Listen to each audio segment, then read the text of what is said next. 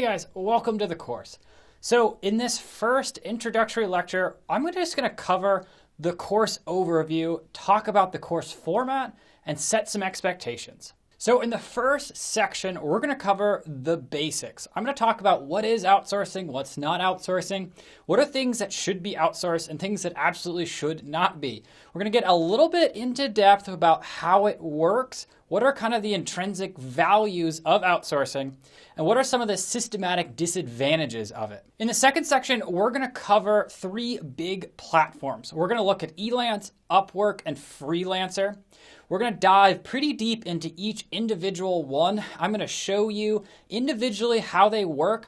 What are the comparative benefits of each? What are the comparative disadvantages of each? I'm going to show you everything I know about each platform, how you can get around certain things in them, how you can get the best outcome for your projects. We're going to close out the second section by covering alternatives for finding outsourced firms and freelancers. I'm going to show you some things that just with a little bit of know-how and how-to, you can also go outside these platforms and find quite a lot of really talented contractors. So in the third section, we're going to take a break and get back into general understanding and theory. Now that you're introduced to the platforms and now you know roughly how this works and how you'd go about doing it, we're going to cover some basic information and some advanced knowledge that will help you considerably. We're going to talk about what are the advantages of different countries, different zones, and what are the disadvantages. We're going to talk about the relationship between price and autonomy, how that affects your project and how you should plan for it. We're going to talk about things like the Goldilocks syndrome, how you can figure out what price is the right price.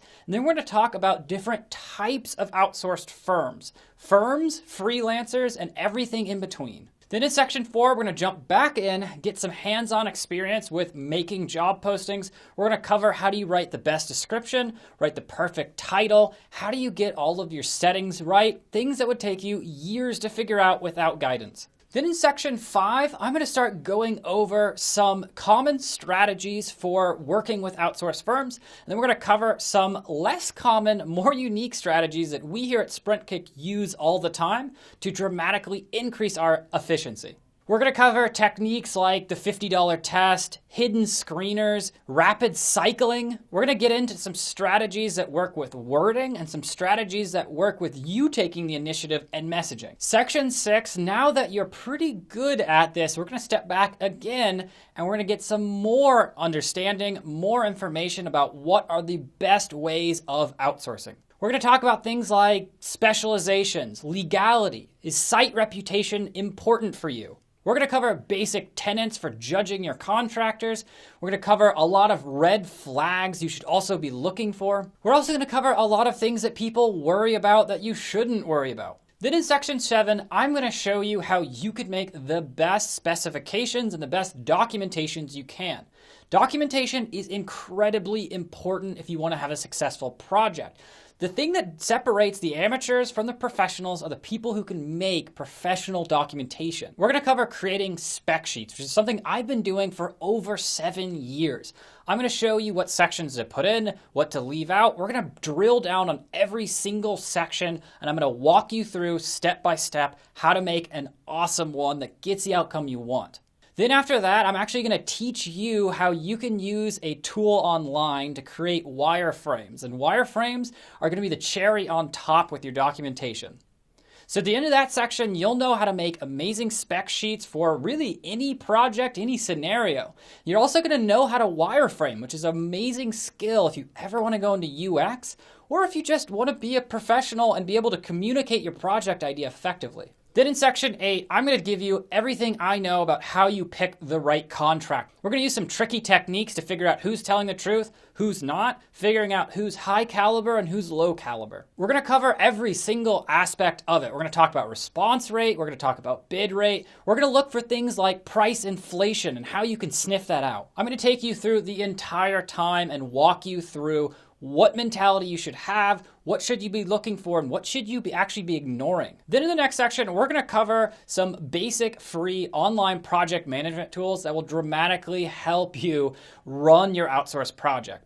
First, we're going to start with Asana. I'm going to show you how you can use Asana, get acquainted with it, and how you can customize it for your outsourcing project. After that, we're going to use a very new and very popular tool called Trello. And I'm going to show you how you can use that to encompass actually a whole lot more. Then we're going to cover Google Drive and Google Docs. We're going to do a crash course really quickly on how you can find some really cool functionalities in Google Drive that can help you manage your outsource project. The next section, we're going to cover bug hunting. I'm going to show you what you should be looking for, how you should manage this process, and what tools you can use to aid yourself in this process. Then the last section, we're going to wrap this up by covering what are very common scenarios that happen to you during your outsource project and how to handle them like a professional. We're going to cover all the big ones, all the ones you've always heard about. Freelancers raising their rates, disappearing, diminishing response rates, low quality work, missing deadlines. We're going to cover every single thing that could happen so you're 100% covered. And that's it. That's the whirlwind tour. At the very end of this, you will know an enormous amount about outsourcing, project management, and how to work with distributed teams. So let's talk a little bit about the course format so you know what to expect. The course format is divided into 3 different types. So we have talking head videos where I'm talking to you like this. This is where we're going to cover things like theory, things like general best practices. Then we're going to have screencast where you're going to be literally looking over my shoulder as I go out there and do exactly what I'm telling you to do. And I'm going to narrate the entire time what you should know, what you should be thinking, how you can go about this in a professional way. Then the last thing is when we actually have hands-on out there working on individual projects. At the very end, we'll be adding a section where I show you a real outsource project, a real project here at SprintKick we're spending money on, and you can see the trials and tribulations, what we do right, what we do wrong, and you can watch us do it. So that pretty much sums it up, guys. If you have any questions, anything at all, even if it's not even related, post it in the group discussion. I'll get to you, or you can send me a private message if you don't want to post it publicly. Otherwise, feel free to reach out to me. Seriously, I'm here 24/7. I'm going to answer any questions you have. Okay, I hope you're excited because I'm excited, so let's start the course.